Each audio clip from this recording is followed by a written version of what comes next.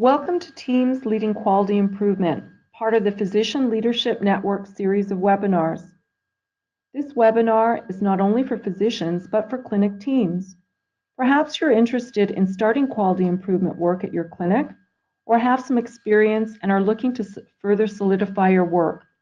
Wherever you're at in your improvement journey, we're glad you've joined us. If you've previously viewed Physicians Leading Quality Improvement, then fantastic. If not, we'd encourage you to view it. There will be a link provided at the end of this session. My name is June Austin, and I'm a quality improvement specialist, having worked extensively here in Alberta and in the US, and I'm so pleased to have two very experienced and knowledgeable colleagues join me today, Angel Heinzman and Leslie Bortolato, improvement facilitators from the Edmonton Southside Primary Care Network. Thanks so much for being here, Angel and Leslie. I'm really excited about our conversation today and to delve into your experience in working with primary care clinic teams to realize their goals for improvement. My pleasure. Absolutely, June. If you haven't had a chance to download the summary document that accompanies this webinar yet, please pause and take a moment to do so now by going to the URL noted here, and maybe grab a cup of coffee too. This summary contains the major points of this webinar, so you don't necessarily have to take notes, and it's also a great place to add your additional personal notes if you choose to do so. There is also going to be a link or two provided to useful resources and information on this document. Please watch for upcoming modules that will cover additional topics as part of this series that might be of interest and of value to you as well. In the next 30 to 45 minutes, we'll be covering the learning objectives noted here. We're going to discuss the key behaviors and practices for teams who want to lead quality improvement in their clinics successfully. We'll talk a bit about QI methodology to help you to test ideas and achieve goals, and finally leave you with a practical stepwise approach to improvement with some things you can start with right away. So why teams? Why do we need a team, and what is that team in order to do quality improvement work? Those that do the work need to change the work is often quoted and such a basic tenet of our quality improvement work that when I've asked many of my colleagues, both here in Canada and internationally, who we should be attributing this quote to, no one could actually say for sure. We all say it because it's so very, very true. Leslie and Angel, can you expand on what this means for a clinic team? Yeah, for sure. It really means not forcing change on people, but instead working together with all parts of the team to get their input, their ideas, because they are the experts. They know their jobs and processes best. And likely many of them would have had thoughts in the past about how to improve things. And with the best will in the world, no one has complete awareness of all the processes and activities that keep a clinic running. Right. So would it be fair to say that when we involve the whole team, not just the doctors, we get a better view about what's really going on? Exactly, and then the work of improving things becomes more meaningful to everyone, which means they're more engaged and people want to try new ideas. Our role as improvement facilitators is to bring out the best in the team by supporting them to think in different ways. And we can bring tools and skills that can be transferred to other team members as well. So as the old saying goes, we can teach them to fish. We're not there to do the work for them, but to guide and coach them along the way. Sure, in the beginning, we may do a bit more work, but over time, our goal is for them to be self-sufficient in their capacity to do quality improvement work. Have you ever worked with a team where they weren't involved in the change, where they weren't in a situation where they could give input or they weren't engaged? What would happen in a situation like that? I used to work in a healthcare organization where they changed parts of their database software. It was like the EMR, and it was used in most aspects of their work. The change had come via a new government policy, but nobody asked the people who used the software how they actually used it and what they needed it to do. So then none of the team using it knew why it had been changed and found it so annoying to use that they'd find reasons to work around the new process and even try to sabotage it. Basically, the proposed improvement had a lot of problems because they never consulted those who actually did the work. Okay, so it sounds like drivers of change, like this government policy, can be external to the clinic, and sometimes that's just the way it is. But even in those cases, the team needs to be informed about that driver and then brought into the understanding of the importance, the why, and then from there be asked what they think and how they can help with building the new improved process. So the how. Yes, that's it. So let's summarize a little bit here if we can. When we force change on people, that can result in resistance and sometimes even behaviors that can undermine improvement. And then to make improvements that last, you really need to get the buy-in by engaging the team in their own improvements because they're actually the experts. And improvement facilitators, such as yourselves, can help to support their creativity and to get people to think outside of their own comfort zone. People like you bring tools, skills, and knowledge to bear so that they can, and then you transfer that to the clinic team. Are those the major points here? Yes, having a quality improvement team to lead the clinic's efforts is essential for these reasons. Okay, great. So then let's talk a bit about who needs to be on that improvement team. So do we need members of the team, it sounds like from what we've talked about, to represent different roles on the team? And can you explain a little bit about what that role of that representative might be in relation to a group that they represent? Well, they act as kind of a feedback loop. So they take what's discussed at the improvement team table, spread it back to their group, and gather their input, their ideas, and then feed them back to the improvement team. Diversity is important because everyone has different experiences and can bring different ideas to the table.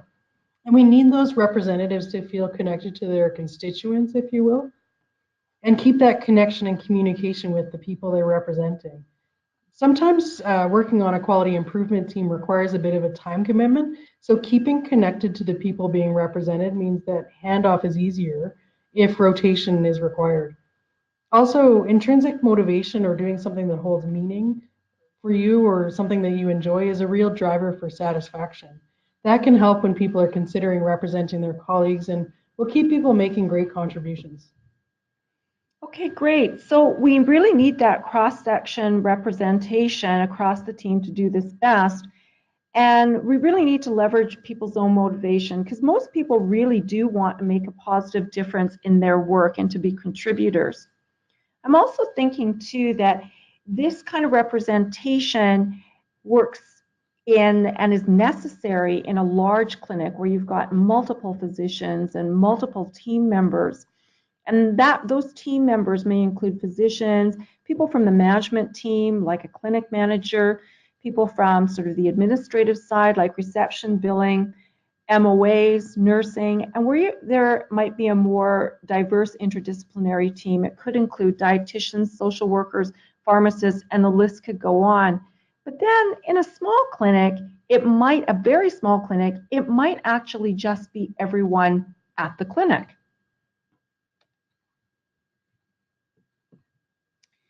So let's talk a little bit about leadership.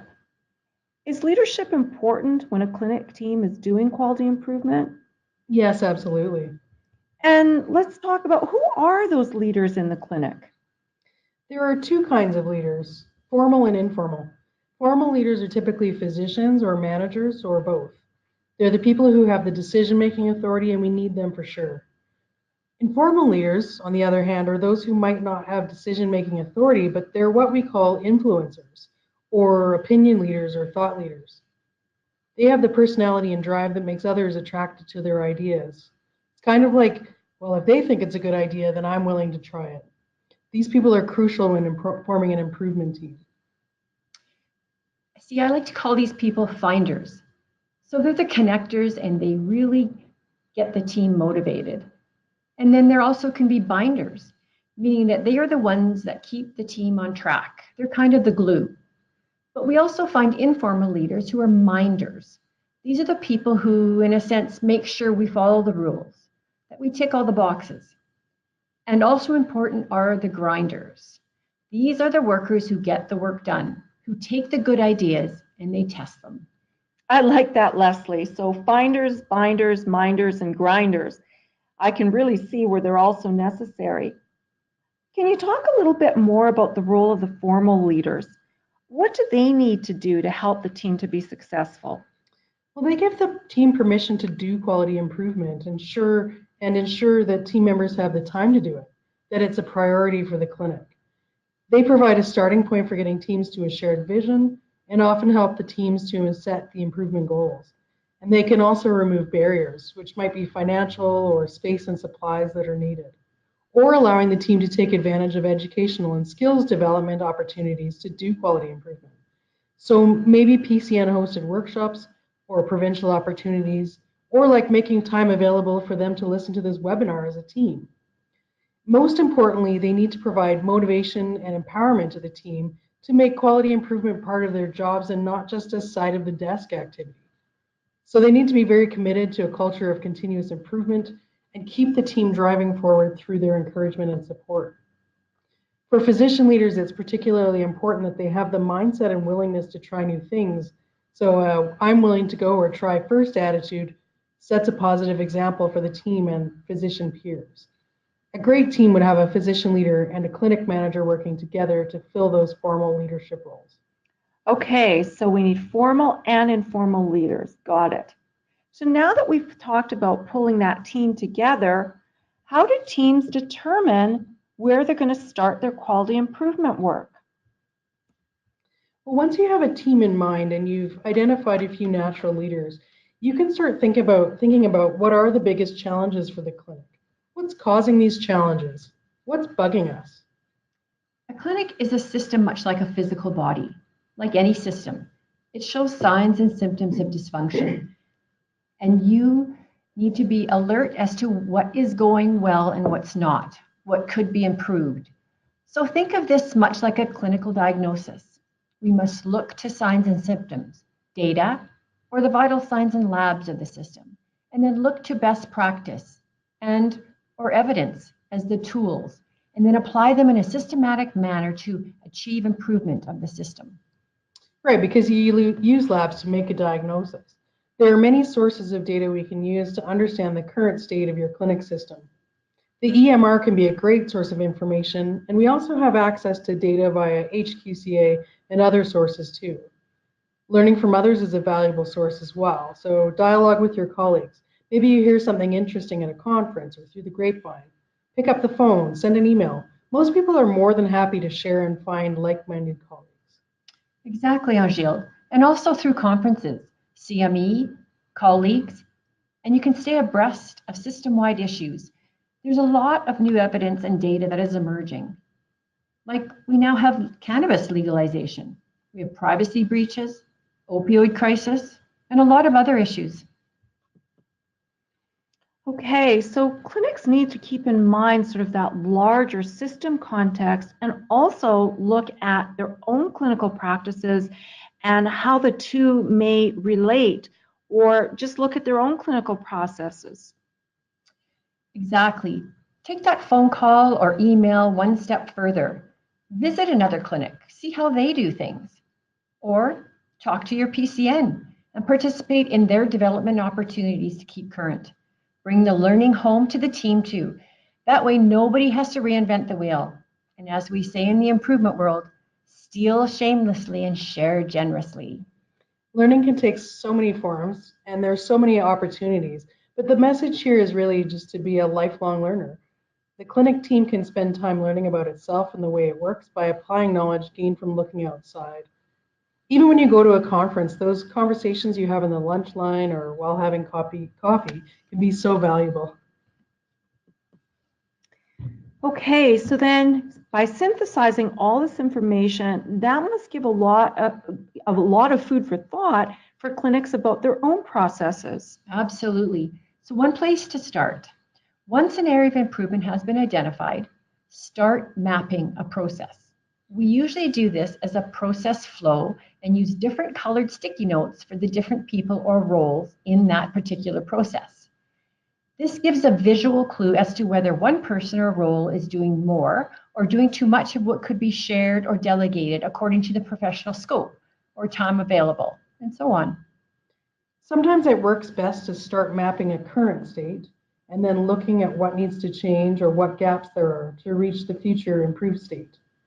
Your improvement facilitators at the PCN can help with this.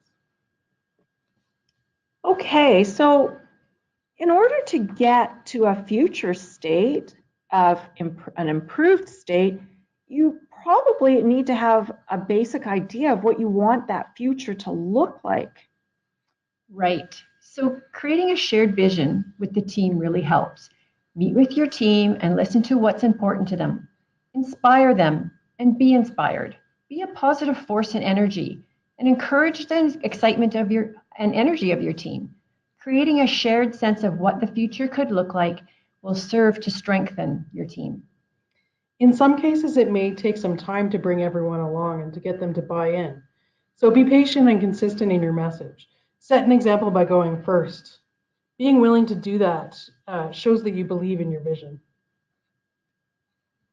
To learn more about engaging others, tune into the webinar of the same title, which is part of this series in the Physician Leaders Network series of webinars. So once you have a vision, you can make an aim statement. A good aim statement is simple and clear. It starts with what we're improving, so what we're planning to increase or decrease, eliminate, do every time, etc. And for who. So as a team, we want to define which population we want to focus on. And next, we specify how much we'll improve by. This is often expressed as a percentage, but that's not a rule. We encourage teams to set stretch goals. Reach beyond what you think might be reasonable. People tend to aim low. Then once that low goal is reached, they often don't take it any further. So that's why we want teams to aim high. And finally, improvement projects can go on without a specific end date in mind. So setting an actual date or a period of time will give some direction and focus to the project. Don't be alarmed if your aim statement needs to change as you go along as well. Aim statements do generally evolve once new things are discovered. And you'll want to know how you're doing in achieving your aim across the process. So it's important to measure at the start and throughout the improvement project. Exactly. You can do a baseline or initial measure and then see how far off your aim you are at the start. While working on the improvements, you can keep measuring at different intervals. See how things are going until you reach the target you've set in your aim statement. Okay, so we've formed a team, we've set an aim, we've got a shared vision. What's next? How do you move from having some identified areas for improvement and that shared vision to the practicality of actually improving? Well, change and improvement doesn't just happen because we want it to, of course. We have to be deliberate. Quality improvement is, in fact, a science, and there are proven methodologies, tools, and skills involved. Let's talk about a foundational methodology for making and testing change. We say testing changes rather than implementing because the whole idea is to try things and adapt prior to implementing big changes. I like to think of this as learning our way to sustainable improvement. Remember, it is important to involve the right people at the right time. The model for improvement is a widely used, effective, and simple tool for building and testing ideas that move us toward quality improvement. The model consists of three critical questions. First, what are we trying to accomplish? This moves us towards understanding what our current state is and where we would like to get to. And we talked previously about setting aims. Secondly, how will we know a change is an improvement? This is where measurement and data come into play. What data will we track? We can be quantitative and qualitative here.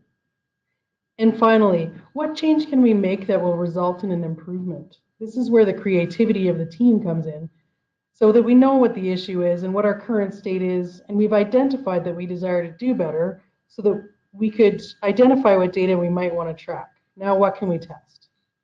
Okay, so once you've answered those three critical questions, are you ready to move to testing? Exactly. We've answered the three big questions and can move toward the PDSA cycle. So in the PDSA cycle, or Plan, Do, Study, Act cycle, we plan our test of change, maybe with one doctor, one patient, one day, for example, to keep that first cycle quick and easy to do and to review. We can start testing in the Do section. You don't want to get stuck in endless planning, so just start on a small scale, observe, and document.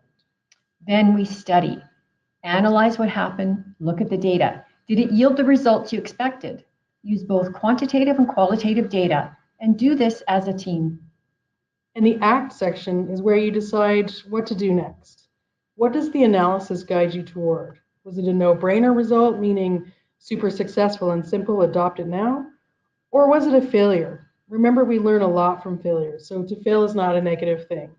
Document what you learned, even if you decide to abandon further testing cycles. Does the plan need tweaking? Maybe it's mostly worked, but you see opportunities to refine your test and you can test again. It's an iterative cycle. Yes, we continue to test until we obtain confidence that our predictions of the outcomes have been proven within reason to be ready for implementation. So June, we heard a great example from you where you worked with a clinic who wanted to improve their screening rates, in particular for breast cancer. Their rates were quite low, unacceptably low to them, so below 60%. And so the first thing that they did was they answered the question, what are we trying to accomplish? And they set an aim statement. You can see here that their aim was to improve the percentage of mammogram screening from 56%, so their current state, to their goal of greater than 90% for all eligible females within 6 months. So they identified for who and the time frame. They had a goal of 6 months. So then they looked at how will we know a change in improvement. So their measure was that they were going to track the percentage of improvements of mammogram screenings for all of these eligible women, and they were able to do that through their EMR. And then they moved to tests of change. In the first cycle, a few physicians tested using a reminder pop-up in the EMR. So a pop-up would come up when the patient was with the patient, when the physician was with the patient, and that would be a signal for the physician to remind that patient that they were due for mammogram screening. Well, they tried that for a little bit and discovered fairly quickly that that really wasn't showing any market improvement. For one thing, this was really opportunistic, meaning that it only happened when the clinics or the patients actually presented for a visit. So then they regrouped and they did some of the studying or analysis, and they thought, well, what can we do? So in cycle 2, they had their nurses take over doing this, and the nurses actually started to do some outreach. So they were phoning patients. But again, as you can see here on the graph, the improvement really wasn't that significant. They found that the nurses had very little time for these phone calls. It was hard to find block time to do that. And the patients didn't seem to be particularly receptive. Even though they were being called, they weren't coming in. So again, they regrouped.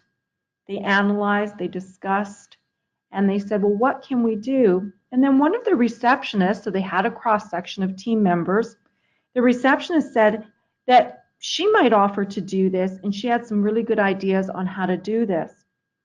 So in this third cycle, this receptionist began calling patients based on a list of MIND patients from the EMR.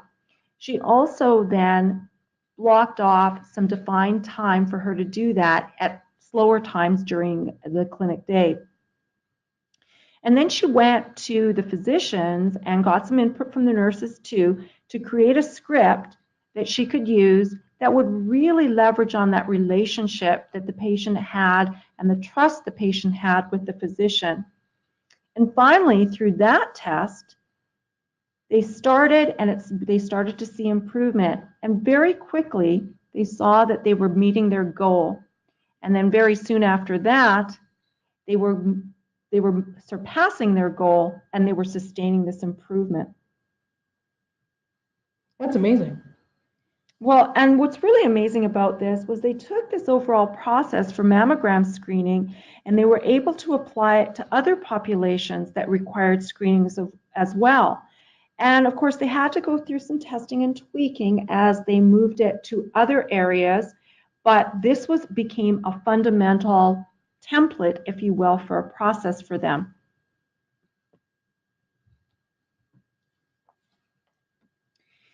So they learned something from each test. And with all of this work, when you do this, that knowledge gets incorporated into the next test.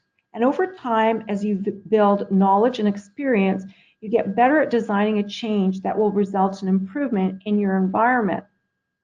So in your clinic example, you found that your first ideas didn't make a huge impact on your screening rates. So you adapted and kept trying. That's right. And really more to the point, the team kept adapting and trying again. So as a facilitator, I was there to support them. There were points when some people just wanted to give up and said, this is a bad idea, and wanted to try something completely different. But as I saw that there was promise here, I started to encourage the team. This was one of their first experiences with quality improvement, and from there they built on that success and kept going. And testing is really important to keep up that momentum, isn't it? It really is. Over and over again, we see in healthcare settings, because we like to get things done, we are quick to implement, to push and force change. And then we wonder why it's not more successful. So testing small changes and adapting helps people believe that the change is a good one because it's going to work. In your experience, do you think that it helps to overcome some resistance as well for people that just don't think that things can improve or they just don't even want to try? Absolutely. Testing small changes and adapting and testing again gets buy-in from people who might have been skeptical about a big change. Kind of like using lab results to tweak dosages, but even easier than that usually. We should also remember that when testing, the group may also have to meet more often to do a quick analysis and make necessary changes as they go along. This may mean having shorter, smaller meetings to tweak the PDSA cycle and then move on. Right. And so, have you guys seen where teams that have experienced some success, do they sometimes slip back into old ways? For sure. I mean, we have to remember that improving a system is a continuous process. The most successful teams begin to make it part of their culture. So continuing regular meetings makes it easier to think of improvement as a constant feature. This is critical. Keep doing it until it's simply the way you do things. And you can solidify your efforts by making clear policy and procedures around successful changes. But remember that things change over time, so we need to regularly review our processes and stay alert to avoid slipping back. Celebrating success also means people stay interested. So this can be at the clinic level by featuring team members and their contributions in newsletters or at meetings and through informal conversations. But it can also feel good to share far and wide by taking the opportunity to present quality improvement projects at PCN events and provincially and even beyond. Right. And it could even mean having a special lunch or something at the clinic for people to really, really celebrate their success together. So let's just go in summary here. What are the steps teams need to take? Can you summarize for us, Anshil? Sure. So once you're ready, form a team based on representatives from different areas of work and with different kinds of leaders.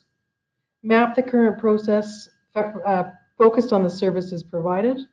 Identify potentially better practices from evidence, subject matter experts and other sites, internal data, team recommendations, etc. At this point, you're discovering a place to improve. And then from here, I say create a vision with the team. And then using the model for improvement, set a measurable aim that is based on something that patients would value. Of course, it's best to set a baseline so that your measures will let you know whether your test of change resulted in an improvement. PDSA your cycles and your changes, and once change has been adopted a few times and proven successful, move toward adopting a standard procedure. In the longer term, continue to consciously monitor processes over time, so things like annual reviews of procedures and standard measures to keep sustaining that improvement. Wonderful. So what are some next steps that the teams out there can do, right, starting from today? Start trying QI in your clinic. Think about your challenges. Talk to your team about potentially better practices. And using the model for improvement can help you frame your ideas, set measurable aims to work towards, and then you can start testing. And don't forget to reach out to your PCN. Many of our PCNs in Alberta have valuable resources, tools, and skills that they can bring to your clinic and to transfer to your team members through really, really skilled people like Angile and Leslie. Please remember that this has really been an introduction into quality improvement for teams. And we've only introduced one tool here, the model for improvement. There are many, many other tools available, and please stay tuned for more information that will come through the Physician Leaders Network and other provincial opportunities for learning about these tools. The Top Quality Improvement Guide is a great resource, and there is a link here, or you can simply Google it and it will come up for you. Again, reach out to your PCN and reach out to some of the partners in the Alberta system. Consider too how you might use this PLN webinar series in your own clinic or at the PCN level to start the conversation rolling. Perhaps it could be at a physician networking event or at a workshop sponsored by your PCN. Or maybe at the clinic level, this could be a clinic lunch and learn topic that your whole team could attend. Remember, if you haven't had a chance to do so, to download the summary document that accompanies this webinar that includes the key points of this webinar. We'd like to thank the partners who have brought this Physician Leaders Network webinar series together and worked together to create this opportunity. We'd love your feedback as we're beginning to develop these webinars. Please go back to our website to access the short series on this presentation and to access other resources. At this time, I wanted to thank all of you who have been viewing this webinar, to thank you for taking the time and the interest to learn more about quality improvement. And I'd like to thank Angile and Leslie for joining me here today. Thanks so much, June. Thanks, June.